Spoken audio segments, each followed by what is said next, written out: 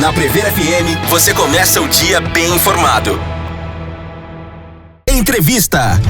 Agora 7h06, voltamos com o primeiro jornal nesta manhã fria de quarta-feira, 4 graus em Botucatu, o dia mais frio do ano, e foi escolhido a dedo, né? Para vir no dia mais frio do ano, o ex-prefeito Mário Pardini. Bom dia, Pardini, como vai? Bom dia, Márcio, bom dia, Ellen, bom dia, Natália. É um prazer estar aqui com vocês, bom dia a todos os ouvintes, né? Esse pessoal que está acompanhando pela internet aqui de Botucatu, um prazer estar aqui com vocês, peço perdão desde já pela voz rouca, né? Um pouquinho do tempo, um pouquinho... Com esse frio ninguém tem voz, fica tranquilo. Minha voz nunca foi boa, agora tá pior ainda. O chamar de prefeito é difícil não chamar de prefeito, né? 8 anos aqui. Mas, Pardini, a gente que é de Botucatu, né? Antigamente nós tínhamos invernos rigorosos, né? Até a definição da temperatura de Botucatu aumentou, subiu, parece um ponto em termos de aquecimento e tal, né? Mas nós pegamos invernos rigorosíssimos. O inverno de 75 entrou para a história de Botucatu com geadas e tudo mais. E parece que tá voltando aquela época. Você sabe que eu tenho saudade dessa época, né? Eu estudava também no Cardoso de Almeida e a gente acordava muito cedo, né? Acho que as aulas começavam naquela época às 7 horas. Né? Acho que uma boa parte das escolas também começam esse horário. Eu tava vindo aqui dar entrevista e é até bonito ver as criancinhas todas encapotadas indo pra escola, né? Esse amanhecer de Botucatu que cada dia é um novo amanhecer, né? Coisa maravilhosa. Às vezes não, eu tenho ficado uma boa parte do tempo em São Paulo e posso confessar que eu tenho saudade desse amanhecer. Então eu tava vindo aqui pra rádio com um pouquinho desse ar de nostalgia, né? Mas na minha época, você tinha que usar, você vai lembrar, as meninas vão lembrar que são mais novas do que a gente. Você usava pra ir na escola minhocão, você lembra disso? Era uma calça por baixo da calça. É isso mesmo, pra aguentar o frio intenso. E punha 4, 5 blusas. Daí eu era da bola, eu gostava de jogar futebol.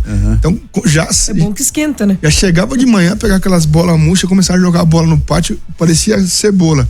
Ia descascando, ia tirando a primeira blusa, a segunda blusa, chegava na hora do almoço, quando a mãe ia buscar, né? Você já não tinha mais, já tava só com uma camisetinha assim. E naquela época, o homem mexeu tanto no universo, né? No mundo, naquela época o inverno era certo, no inverno, né? O verão, a primavera, o outono, né? E eu estudava no Rafael de Moura Campos, que era pertinho ali de casa. Minha avó deu aula lá. Ah, que legal. E a gente percebia o seguinte, que o frio, aí a gente torcia para entrar logo as férias, que aí você não precisava acordar tão cedo, né? E isso era uma realidade da cidade de Botucatu, e hoje a gente tá vivendo, o pessoal mais antigo vai se lembrar daqueles frios intensos. Mas, Pardini, 6 meses fora da prefeitura, dá saudade?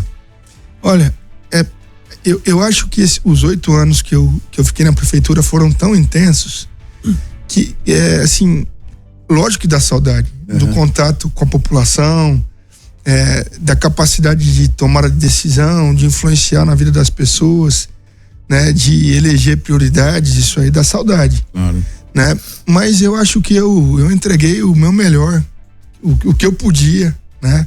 Não digo que foi o melhor, acho que a gente sempre, quando a gente termina um projeto, eu que sou engenheiro, a gente olha para trás e a gente olha, pô, dava para ter melhorado aqui, ter feito um pouquinho mais ali, mas eu acho que eu fiz o que eu podia fazer, eu entreguei o máximo de mim, né? Então, primeiro, esse sentimento. Essa saudade de poder ter um contato mais próximo com as pessoas. Eu era muito disponível nisso, né? Dá saudade, mas também esse sentimento de ter entregado o máximo, sabe aquela partida de futebol, aquela corrida que você fala assim, eu vou dar tudo de mim, e você chega no final do jogo extenuado. Esse foi o meu sentimento. Entendi. Bom, eu conheço o Pardini há muito tempo. A minha mãe era muito amiga da sua mãe, da sua avó, né? Da família toda, Pardini, né? E, enfim, e lembro do Pardini quando eu narrava futebol e ele participava do campeonato de futebol dos bancários. Nossa, dá saudade, hein? Eu tenho umas 200 fitas cassetes lá e eu já falei para ele algumas vezes, eu não consegui achar ainda, porque por falha, inclusive, né? De saber documentar, as fitas não estão identificadas, mas eu tenho narração de jogos Pardini jogava no Bradesco, num timão que o Bradesco tenha. Eu tenho a narração de alguns gols do Pardini também, em alguns jogos e tal. Não consegui achar, né? Então, nessa história de resgatar, de ter o dia a dia, e entrevistei o Pardini algumas vezes depois como superintendente da Sabesp, e quando ele foi escolhido para ser o candidato à prefeitura de São Paulo, ele me deu algumas entrevistas dizendo que ele seria o prefeito de um mandato só, né? Aí a pergunta, o bichinho da política acabou te picando também no decorrer do primeiro mandato, quando aí você acabou saindo candidato para reeleição? É inevitável ou foi inevitável que isso acontecesse? E mais uma pergunta, e a sequência do Pardini na política? Márcio, você sabe que essa pergunta é uma pergunta que é bacana até de responder, né? Eu, quando fui candidato a prefeito de Botucatu, a minha intenção era ser candidato de um mandato só. Só que em 2020 aconteceu tudo o que aconteceu no começo de 2020. Vamos lembrar a sequência de tudo isso, né? Primeiro, no dia 10 de fevereiro de 2020, foi aquela chuva que destruiu a cidade. Infelizmente, perdemos 5 pessoas. 5 pessoas morreram naquela chuva. Cidade totalmente destruída, mais de 40 pontes no chão, né? Nossa, a zona rural totalmente destruída, as pessoas não podendo acessar a cidade. Eu lembro que aquela manhã, como a de hoje, né, foi uma manhã fria, né, e muito chuvosa. O cenário que a gente via na cidade era um cenário parecia que tinha caído a bomba atômica aqui, né? As pessoas desesperadas, né? E a mobilização da população de Botucatu. Daí, logo depois, um mês depois praticamente, aquela pandemia que começou a vir lá do exterior. Você falava aqui, o Brasil não vai acontecer isso, clima tropical, chegou aqui no Brasil e aconteceu tudo o que aconteceu. A gente perdeu vidas preciosas, aquilo lá me marcou muito. E daí chegou o segundo semestre. E como que eu não ia ser candidato a prefeito naquela condição? Eu ia falar que eu tava parando, né? Ia virar as costas para tudo que estava acontecendo. Com a cidade destruída, no meio da pandemia. Lógico que não, né? Quem me conhece um pouquinho sabe que eu nunca fugi de uma luta, não era dessa que eu ia fugir. Então a candidatura à reeleição foi natural e foi um compromisso meu com a minha cidade para poder ter a oportunidade de reconstruir o município, enfrentar a pandemia, que talvez tenha sido o maior desafio que a nossa geração, ou que a humanidade enfrentou até aqui, e eu não podia deixar de colocar meu nome, pelo menos, né? Quem decidiu foi a população, mas colocar o meu nome à disposição para poder enfrentar todas as dificuldades que a gente enfrentou e como a gente enfrentou depois. E a sequência? Vai continuar na política? Então, a sequência é assim, eu também, quem me conhece sabe que essa resposta, ela tá na ponta da língua, né? Depende muito da vontade de Deus, né? Cada dia mais que eu vivo, que eu tenho a oportunidade de viver, eu vejo que a gente é um cisco, a gente é nada. Começo a ver essas guerras aí no Oriente Médio, o mundo nessa instabilidade. Eu temo pela vida da minha filha, né? Tá se formando agora, estudou 6 anos. Se Deus quiser, até o final desse ano ela se forma e vai ser. Tem 25 anos, o que vai ser, né? Qual que vai ser o futuro dessas crianças que eu vi indo pra escola hoje? Então eu primeiro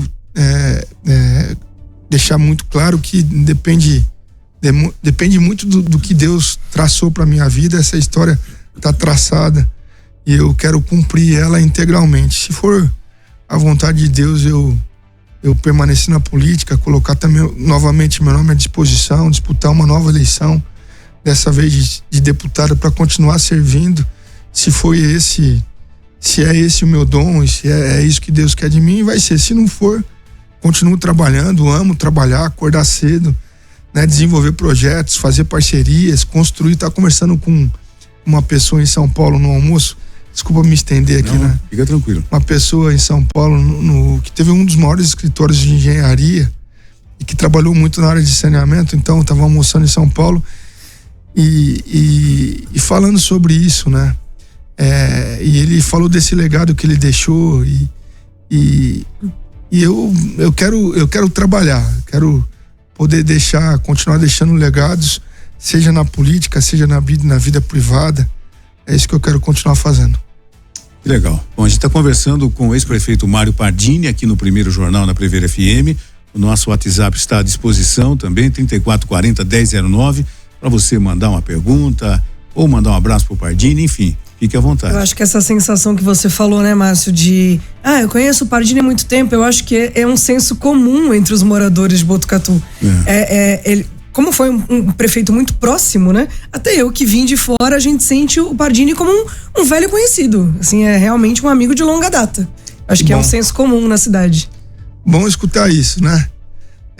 E é o que eu sinto também quando eu tô na minha cidade, né? Esses dias eu postei uma foto, tomando café ali um dos meus clientes, o principal cliente, fica ali na Avenida Paulista. Então eu tava tomando o que eu gosto de tomar de café da manhã. Um pão com manteiga na chapa, ainda peço bastante manteiga, ainda brinco, falo, tô com colesterol baixo. Não tô, eu tomo remédio para colesterol toda manhã. Capricha na manteiga, que é a refeição que eu mais gosto, é o café da manhã. Mas é um pãozinho com manteiga e um cafezinho preto. Em São Paulo, quando eu falo isso, ninguém entende, um cafezinho preto. Teve uma pessoa que me falou assim, o cafezinho já é preto. É o jeito que a gente fala aqui em Botucatu. E daí eu não ia nem postar essa foto, eu ia mandar pra minha filha, mandar pra minha família, né?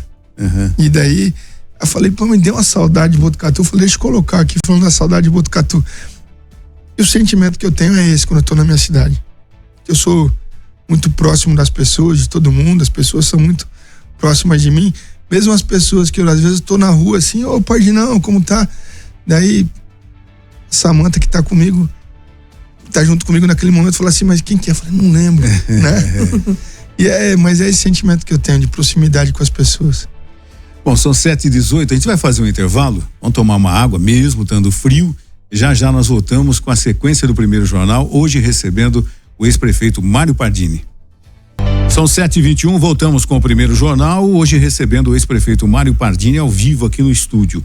O ouvinte mandou aqui, bom dia, dando um recado, aqui a estrada que liga Botucatu e Itatinga pela Duratex e Eucatex teve um acidente na ponte do Rio Pardo, entre um caminhão e um carro. Está tudo parado, mais ou menos 1 quilômetro parado para trás aqui. Se puder avisar aí na rádio para o pessoal diminuir a velocidade, próximo aí,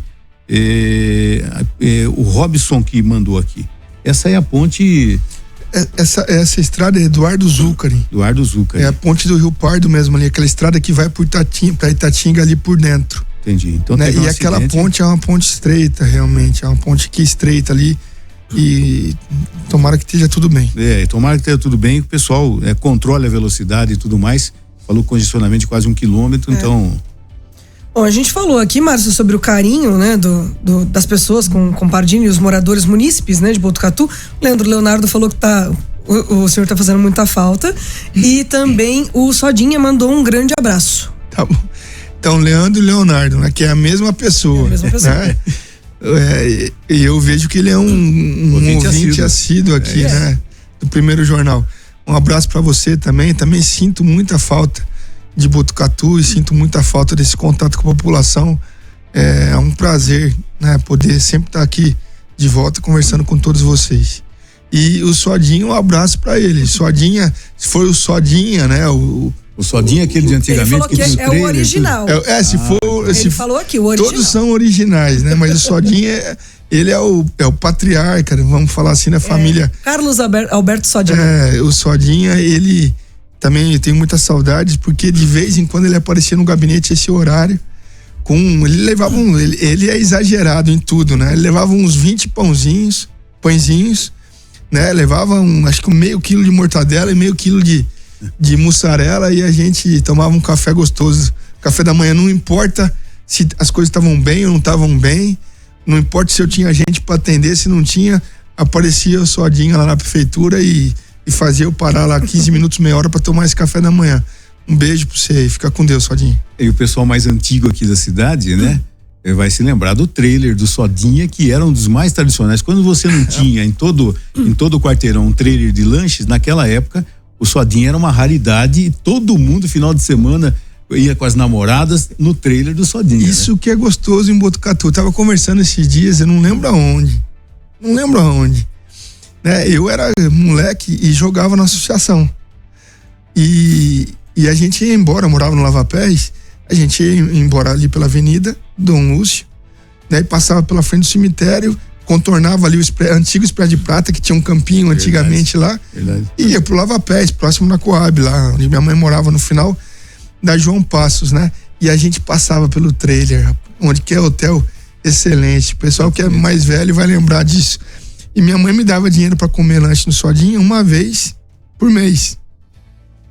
Então, todos os outros dias, 29 dias, eu passava sentindo aquele cheiro de bacon, aquele cheiro de hambúrguer na chapa, me dava um desespero de parar ali para comer um lanche, mas uma vez por mês eu tinha um privilégio de comer um lanche no Sodinha lá. Que legal. Boas lembranças, né? Coisas de Botucatu mesmo, né? Bom, são 7h25. Ô Pardini, existe assim alguma sensação nesses 8 anos? Eu queria ter feito isso aqui e eu não consegui, por uma série de problemas, né? Eu não consegui porque não foi aprovado, eu não consegui porque a verba não veio. Ficou alguma sensação de ter deixado alguma coisa que não foi possível realizar?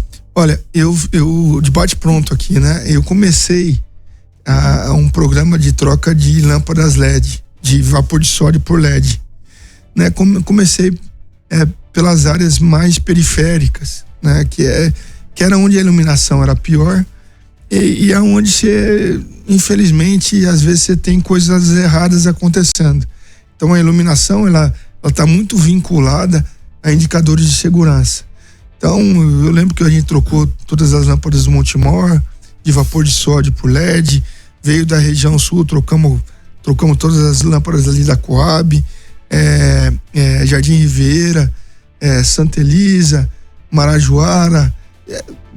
A gente veio trocando, né,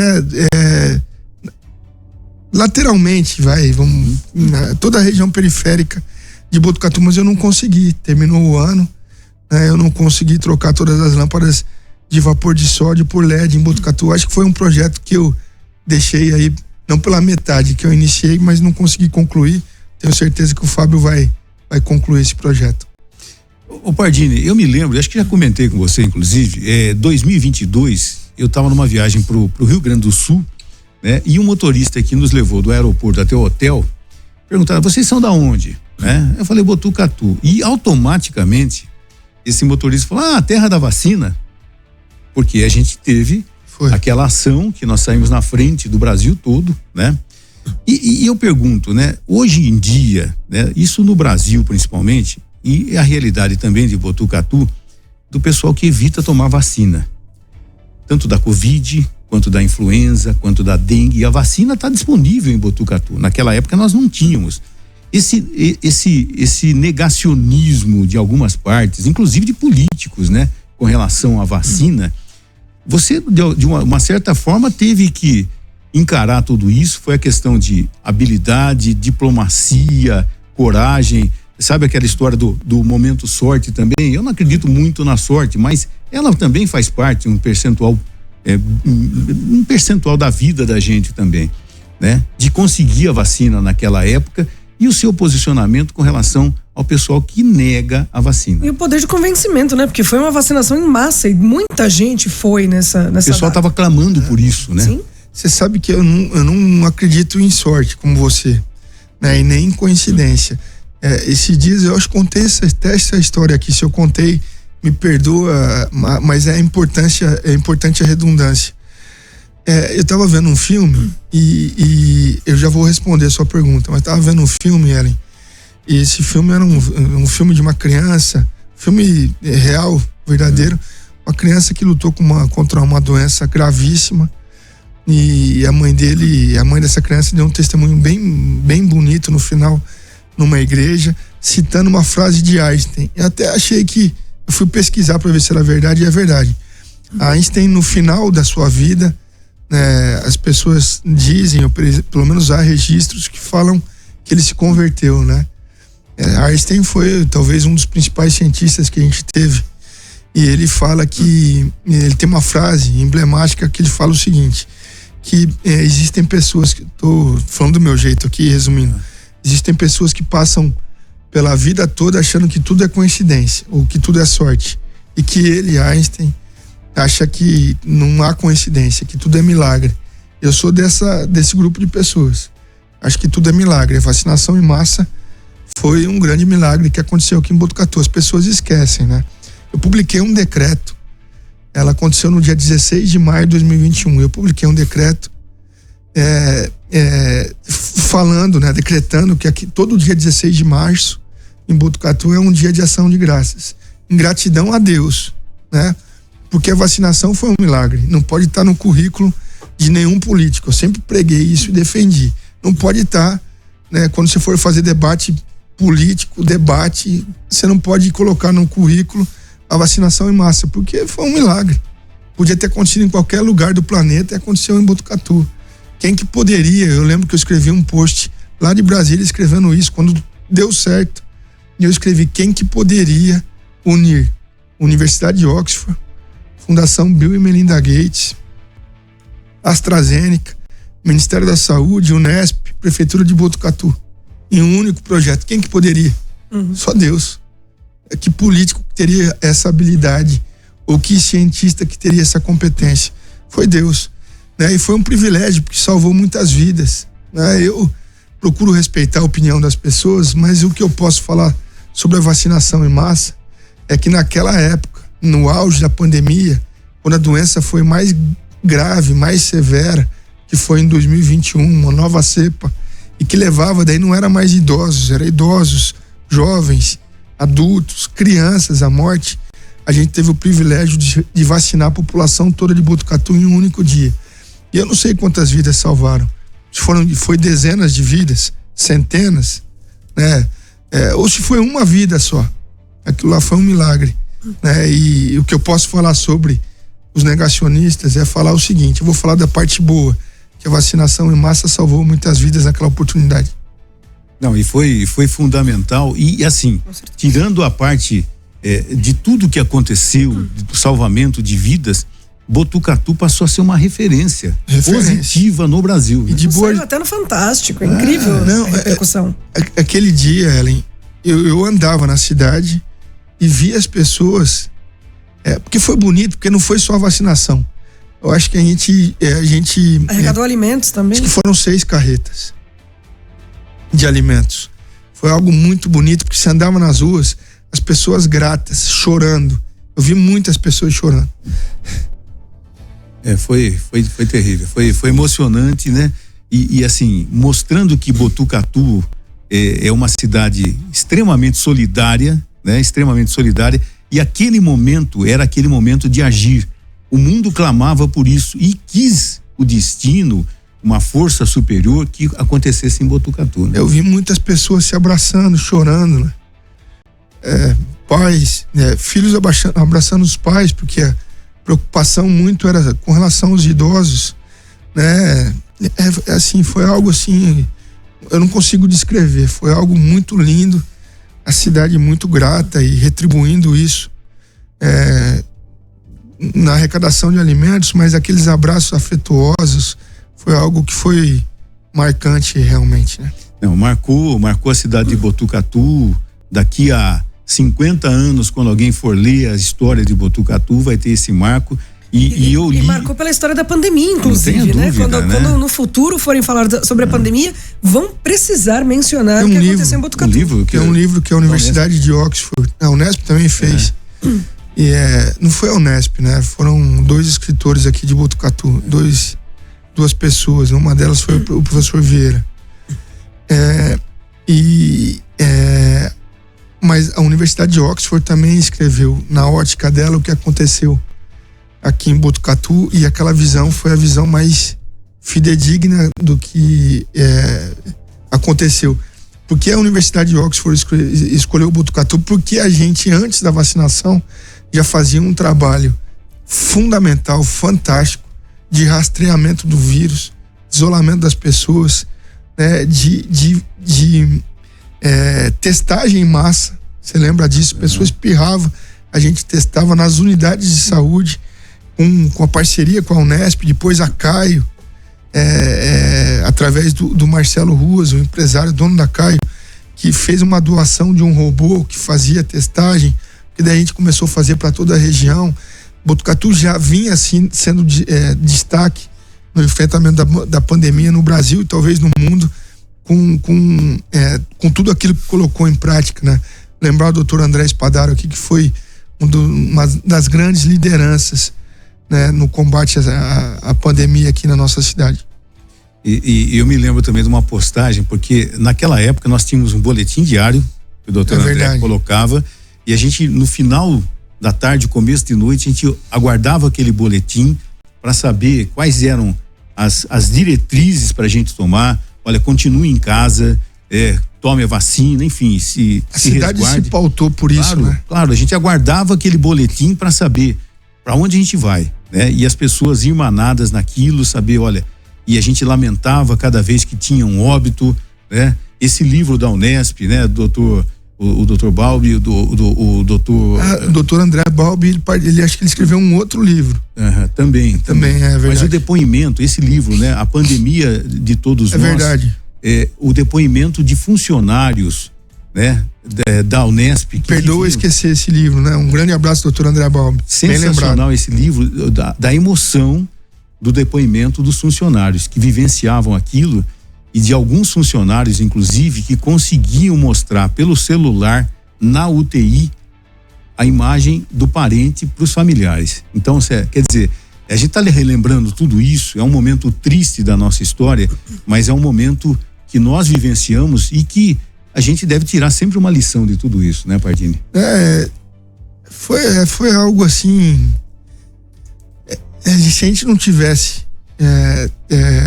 ali a orientação de Deus, né? A renovação de força, a gente era extenuante.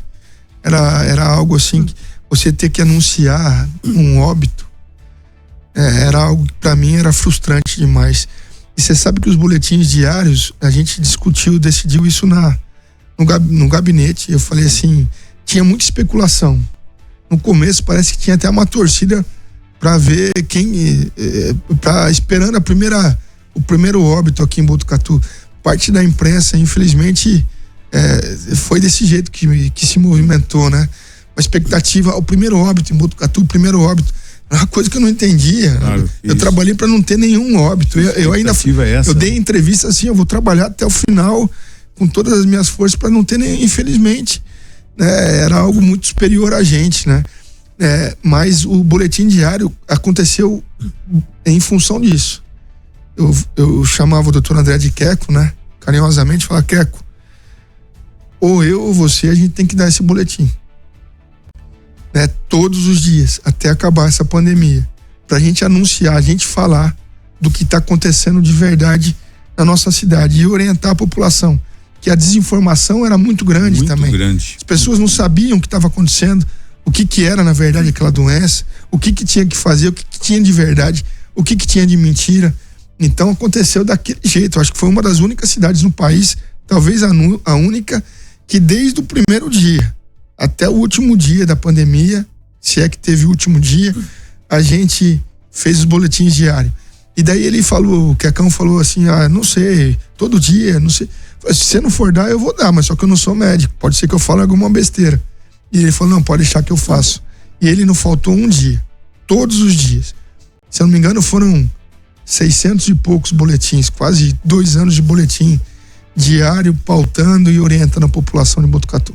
E o mais legal é com as redes sociais, que às vezes são nocivas, né? Propagam fake news, infelizmente, até por políticos, né? Que acabam propagando fake news, mas era legal que o pessoal compartilhava os boletins do Dr. André Spadaro, né? Era verdade, tinha assim, o engajamento as pessoas esperavam, né? O boletim, né? E quando a gente demorava um pouquinho, porque tinha um fato que tinha que ser apurado, ou uma notícia, uma informação que ainda não tinha se concretizado, a gente esperava um pouquinho, recebia dezenas de WhatsApp, centenas. Ô, prefeito, cadê o boletim? Porque eu postava na minha página, ele gravava e eu postava na minha página, que tinha maior engajamento.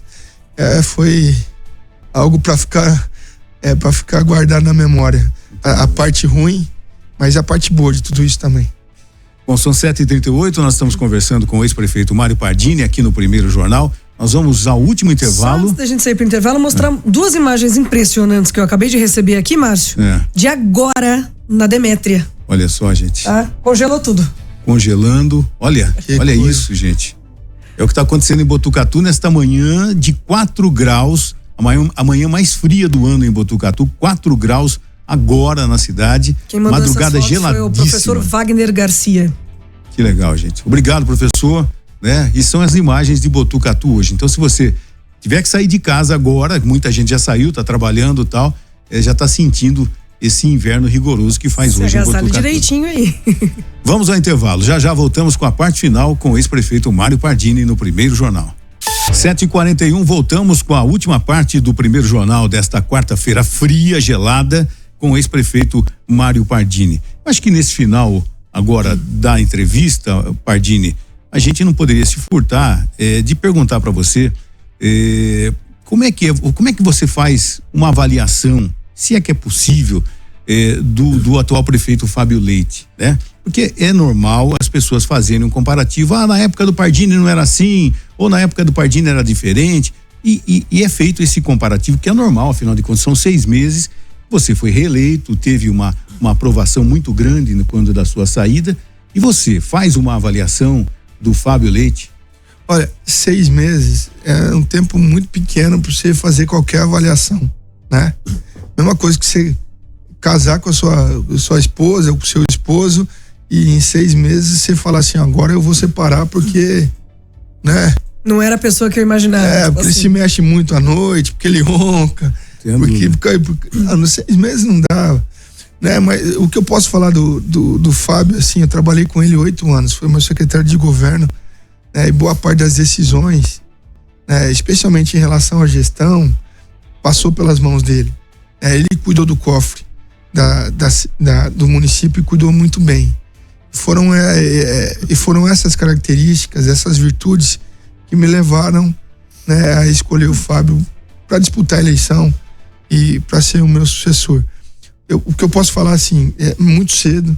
O Fábio, tenho certeza, vai ser um dos grandes prefeitos que Botucatu já teve. Ele é um menino muito sério, muito competente, né, muito capaz, realizador. É uma pessoa que é apaixonada por Botucatu. É um dos caras que mais trabalham, que eu conheci, que mais trabalham. Ele acorda muito cedo, vai dormir muito tarde, né? Ele tem uma força de vontade muito grande. Ele não se acostuma com as coisas erradas que podem melhorar. Pode ter certeza que o Fábio vai trazer ainda muitas boas notícias, né, para nossa cidade, para a população de Botucatu. E no final do seu governo também vai ser muito bem avaliado. Eu tenho certeza disso, né? O Fábio que eu conheço é esse Fábio que eu passei aqui para vocês. E 6 meses é muito novo, é muito pouco tempo. As comparações, elas realmente acontecem, né?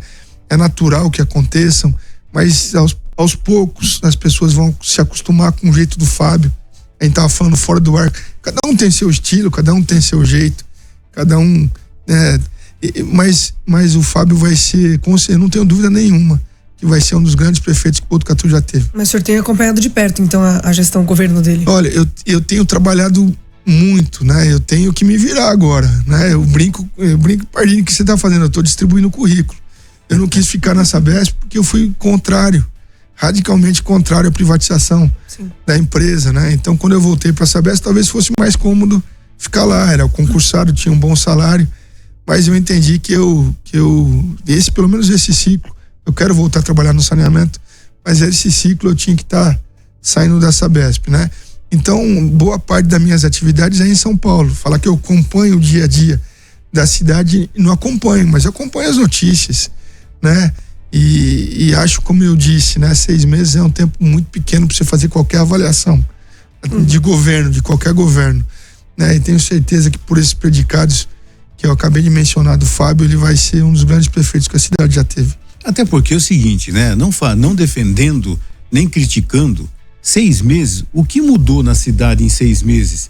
Qual era o problema que não se manteve ou não se resolveu? Né, não, eu tô dizendo assim, para haver uma crítica diária sobre tudo, porque existe, né? Rede social é complicado, né? De repente fala, olha, nasceu um mato na frente da minha casa, a culpa é do prefeito. né? Tem isso que acontece. Eu tava pensando esses dias, né? Tudo que acontece, e não adianta, hein? E eu me convenci que tudo que acontece é culpa do prefeito mesmo. É mesmo. Porque as pessoas me levaram, mas eu falava no começo, mas é a Unesp, eu tenho nenhuma gestão sobre a Unesp. O prefeito, mas o senhor precisa resolver. Você é o prefeito. Esse é o prefeito. Eu entendia, eu tinha que passar a mão no telefone e ligar. E no caso agora, falar com o Zeca, Zeca Trindade, né? Que é o superintendente do HC, falar, Zeca, dá uma atenção, dá uma olhada nisso.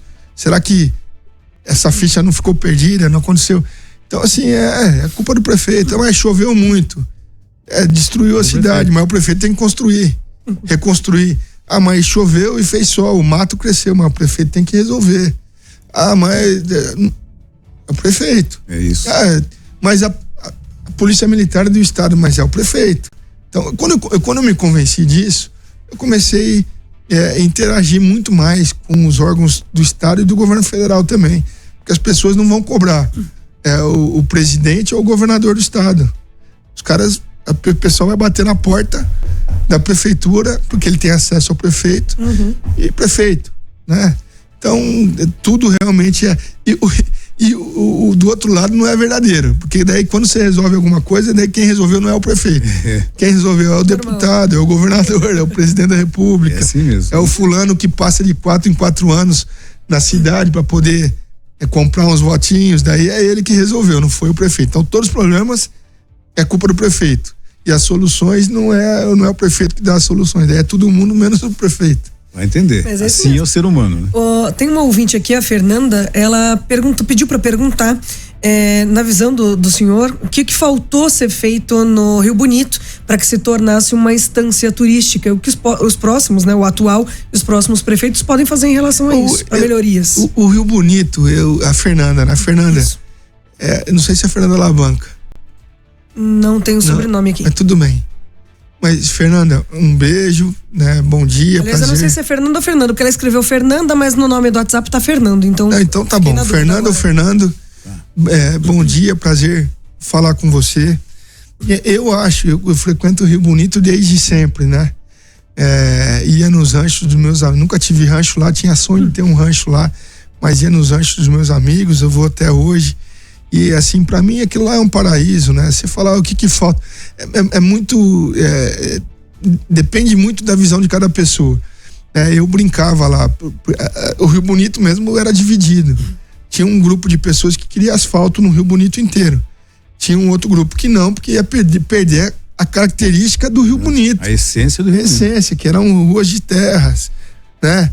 Daí eu falei assim, não, a gente vai fazer o asfalto nas ruas de ônibus. Eu comecei, fiz uma parte, né, fiz o que deu para fazer, mas nem todo mundo gostou, porque tem muita gente que... Então, assim, o Rio Bonito é belo por si só. Né? Fernando Prearo. Fernando, bom dia, prazer falar com você. O Rio Bonito é belo por si só, né? Aquele pôr do sol é algo maravilhoso, né? Aquelas gaivotas, né? Então, amanhecer, é algo lindo.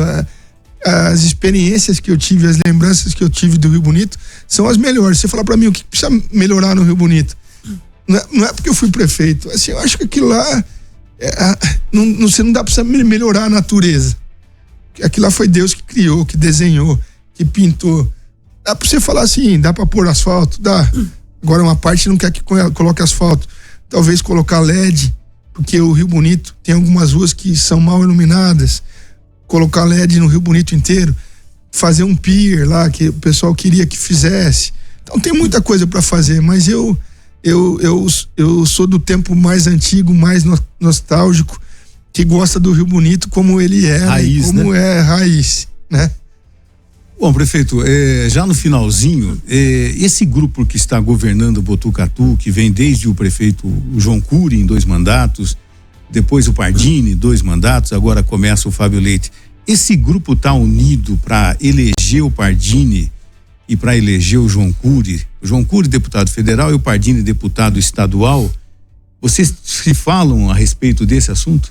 Esse é natural, você fala há 8, 16 anos, né? Agora 17 anos.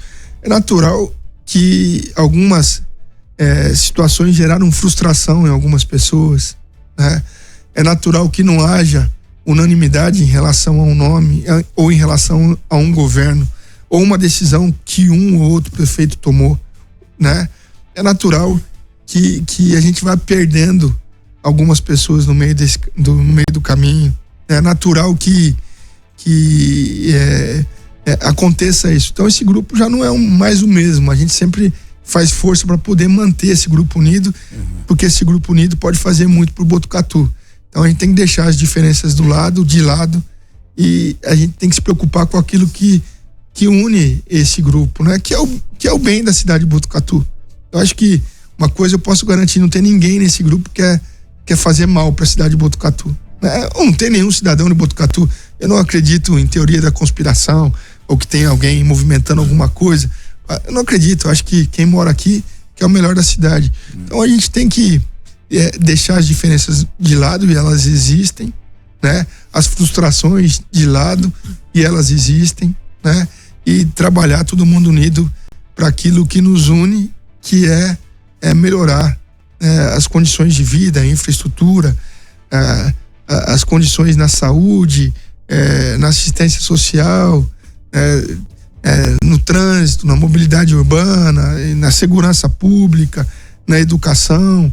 Eu acho que a gente tem que pensar nisso, né? No que nos une, e eu acho que esse grupo está focado nisso. Vocês se conversam sobre esse assunto? A gente se conversa, não é com tanta frequência, né? Porque cada um tá correndo para um lado, tá se virando. Como eu disse, eu tô tendo que cuidar dos meus projetos agora, que é isso que faz eu trazer as coisas para casa, né? O João tá em Brasília, tá correndo muito o estado todo. Parece que já começou a campanha, né? E não tô falando em relação a ele só, todos os políticos têm feito isso. Então a gente não conversa com tanta frequência, mas às vezes que a gente senta para conversar, a gente busca deixar as frustrações do lado, né? De lado, das diferenças de lado, e pensar naquilo que nos une, que é o bem da população de Botucatu. Inevitavelmente, depois, né, do mês de julho, vai se falar muito em eleição de 2026. Vão ter eleição para presidente, para o Senado, para a Câmara Federal, para a Câmara Estadual, enfim, é inevitável que se pense nisso. E também se avalie os prós e os contras, porque não é fácil uma campanha política, né, Pardini? Não é simples, né? Eu tô vendo, né? Os candidatos a deputados, seja na esfera estadual ou na federal, eles só fazem isso agora, só tem feito política, então eu tô numa desvantagem muito grande, porque de 100% do meu tempo, 90%, 95% eu tenho que trabalhar. Como qualquer outro cidadão, né? E o tempo que me sobra, esses 10%, 5%, eu tenho que dividir entre a minha família e entre política, né? Conversar com as pessoas, tentar conversar com o prefeito ou outro, conversar com os vereadores. Eu tenho tido muito pouco tempo, e além disso eu não tenho mandato, então eu não tenho emenda, né? Quem tá na cadeira lá tem emenda e tá distribuindo emenda para todo lado. Mas uma coisa eu tenho certeza, né? Se for da vontade de Deus eu ser candidato e tiver nos planos de Deus eu ser eleito, não tem nenhuma dificuldade que possa impedir isso acontecer. Com os prefeitos da região já existia uma amizade com esses novos prefeitos também, porque é fundamental, né? Os votos de Botucatu são importantíssimos, mas precisa-se dos votos regionais também. Tenho conversado sempre que posso com os prefeitos da região, com alguns vereadores da região, com lideranças da região. Tenho procurado atender e ajudar no que posso, né? Às vezes com contato, com o trânsito que eu tenho ainda no governo do estado. Então eu tenho muito prazer em servir. É algo que é natural. Acho que é um dom que Deus me deu. Então, entre o meu trabalho, que é o trabalho de engenharia, de engenheiro, que eu faço hoje, e o tempo que eu tenho para poder servir, eu continuo servindo. Não só a população de Botucatu e região, mas também os meus colegas prefeitos, né, vereadores, ex-prefeitos, ex-vereadores, eu sempre tenho procurado atender. Entendi. Bom, acho que agora a gente tem que encerrar agradecendo. Aqui no WhatsApp só vieram mais abraços, mais agradecimentos por tudo que o Pardini representou em Botucatu. Então, inclusive tem o o Renan, filho da Mara, da prefeitura, que falou que o Pardini fez uma homenagem à mãe dele, que ele é uma funcionária mais antiga e ainda trabalha na prefeitura, e ele fez uma homenagem no Face pra ela, com foto e tudo mais. Ele mandou aqui agradecendo também. E pessoas falando, ele prometeu que ia tomar um café na casa da minha sogra e foi. É isso aí. O pessoal sempre com muito carinho. Ai, que susto, velho. Ele prometeu e não foi. Ele prometeu que ia tomar um café e foi. Eu ainda não consegui visitar todas as pessoas que eu quero, né, Ellen? Eu não consegui. Eu queria estar com cada cidadão botucatuense.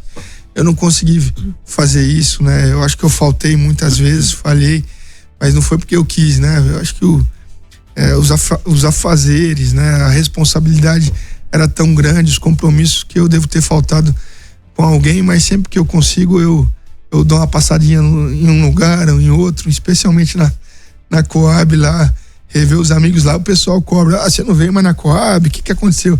Eu tenho que ir na Coab, não tem jeito, né? Pardini, muito obrigado por ter aceitado o nosso convite e a disponibilidade de vir para cá nessa manhã fria, bater esse papo com a gente. A gente tava com saudade desse bate-papo aí, e volte mais vezes, viu? Olha, muito agradável, vocês sempre me receberam muito bem aqui, a população de Botucatu. Acho que hoje a molecada fala deu match, né? É isso que fala? É isso, né? Eu conto para as pessoas, mas o que aconteceu, né?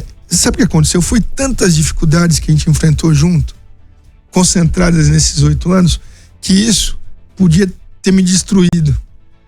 Mas Deus foi tão bom que isso me aproximou muito da população de Botucatu. Parece, como a Ellen fala, que pode estar sentado do lado ali no sofá, tomando café e vendo a novela das 8, né? E eu também tenho esse sentimento. Então essas dificuldades que elas vieram para unir muito, né?